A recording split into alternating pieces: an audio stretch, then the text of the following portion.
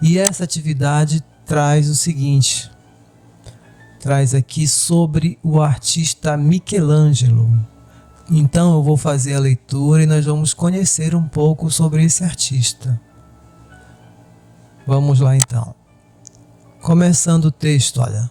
O começo do século XVI foi o mais rico período da arte italiana e que influencia a arte até os dias atuais. Esse período, chamado de Renascimento, surgiu na Itália e destacou nomes como Leonardo da Vinci, Rafael, Tiziano, Michelangelo e tantos outros dessa época. Por que Renascimento? Vou fazer uma pausa e explicar. Renascimento, pessoal, ele foi um movimento artístico e cultural que surgiu na Itália. E tem esse nome, ele foi chamado assim porque ele representou um renascimento ou renovação da cultura e do pensamento que haviam sido predominantes na Europa durante a Idade Média. Então o pensamento mudou. Antes do Renascimento teve a Idade Média, e na Idade Média o pensamento e a cultura eram dominados pela teologia cristã e pela filosofia escolástica, que enfatizavam as autoridades da igreja e a importância da fé. Aí eu falei aqui sobre a filosofia escolástica, né? O que é a filosofia escolástica? Ela foi uma corrente filosófica, ou seja, uma corrente de pensamento que ela teve grande influência na Idade Média, especialmente nos séculos 11 e 14. Ela se desenvolveu principalmente nas escolas medievais cristãs, daí o nome escolástico. Pintar olhando para cima para concluir o glorioso afresco da capela.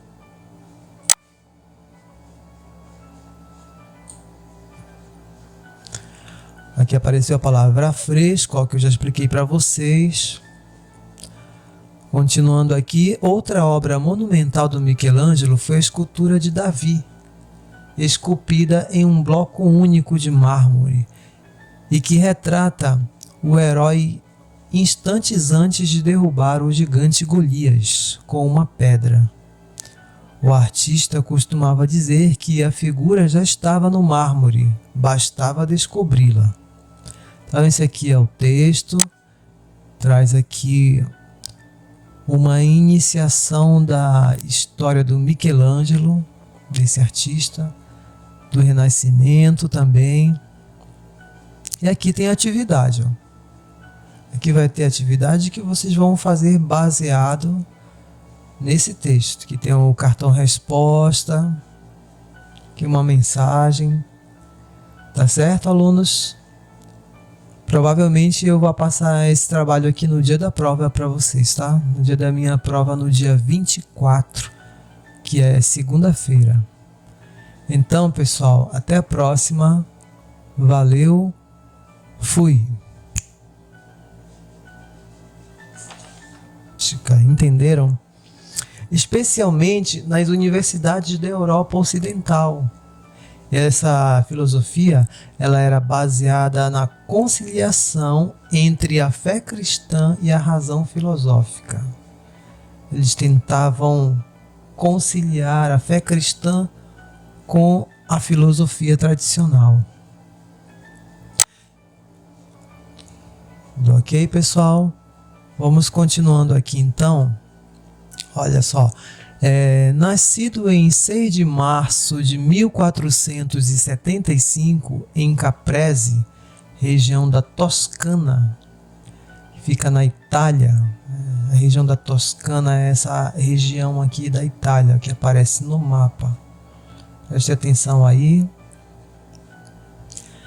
Então, Michelangelo quase chegou a trilhar outro caminho. Se dependesse dos esforços de seu pai, o Ludovico de Leonardo Buonarroti, que o matriculou aos 7 anos de idade em uma escola de gramática em Florença, é uma cidade italiana também dessa mesma região aí da Toscana. 3 anos mais tarde, o pai admitiu a inclinação do filho para o desenho e a pintura. certo? Continuando aqui, ainda jovem, Michelangelo foi matriculado na oficina de um dos principais mestres de Florença, se chamava Domenico Ghirlandaio. Em sua oficina, Michelangelo teve a oportunidade de ter uma sólida base para o desenho, a pintura, o afresco e a escultura. Olha só, eu falei no afresco, preste atenção. A pintura, a escultura, vocês sabem o que é, mas o afresco talvez seja uma palavra nova aí para vocês. Olha, o afresco nada mais é que uma técnica de pintura mural, em que os pigmentos são aplicados diretamente em uma parede ou teto úmidos, ou seja, úmidos quando a parede está úmida, daí vem fresco, né? Está fresca ainda a parede. Então, a parede ainda está úmida. Quando ela está úmida, ela vai criar uma camada permanente de cor. Aí diz a palavra afresco, ela vem do italiano affresco, que significa fresco, ainda está molhado ali, entendeu? Está úmido. E assim, quando eles aplicam a tinta, a parede absorve essa tinta. Tá certo, pessoal? Vamos lá então. Continuando aqui no próximo parágrafo. Anos mais tarde, foi encaminhado para a escola de Lorenzo de Medici, onde recebeu influências artísticas de vários pintores, escultores e intelectuais da época, e permaneceu até a morte de Lorenzo de Medici, 2 anos mais tarde. Voltando à casa de seu pai, Michelangelo concentrou-se nos estudos sobre a anatomia humana, dissecando cadáveres e desenhando a partir de modelos. O que é dissecando cadáveres, pessoal? Preste atenção aí, para quem gosta da parte de biologia, né? A dissecação, ela de um cadáver, ela vai envolver o que? A abertura e a separação das várias camadas de tecido para revelar as estruturas anatômicas do corpo humano. Ou seja, eles vão abrir o corpo, né, daquela pessoa já falecida, vão abrir o corpo para poder fazer estudos, né, de como funciona o corpo humano. Eles vão observar as estruturas. Até hoje, o pessoal de medicina faz isso nas faculdades de medicina. Tá certo? Isso que é dissecar um cadáver. Você abrir para estudá-lo. Continuando aqui, pessoal. Logo, ele dominou todos os segredos da figura humana, dando vida a corpos humanos através do desenho, o que pode ser observado por meio de suas pinturas e esculturas magníficas, como a pintura do teto da Capela Sistina. Essa pintura aqui, olha, estou mostrando para vocês agora, o teto da Capela Sistina, belíssimo. Ele pintava em cima de andaimes, ele ficava deitado e pintava. E as esculturas como a Pietà, esta aqui, ó, essa escultura Maria segurando o Jesus, né, no momento em que ele tinham descido Jesus da cruz, colocaram no colo de Maria. Aí o Michelangelo fez essa obra aqui, ó. E outra obra é o Davi, a obra Davi, da história bíblica Davi e Golias, tá bom? Conhecido também como Rei Davi. Essa obra aqui, ó, que você está vendo, é uma outra escultura.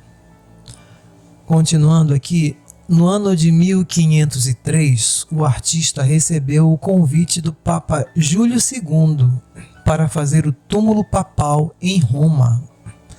Michelangelo deixou esta obra inacabada em função dos vários outros convites que recebera nesse período, entre eles a pintura do teto da Capela Sistina.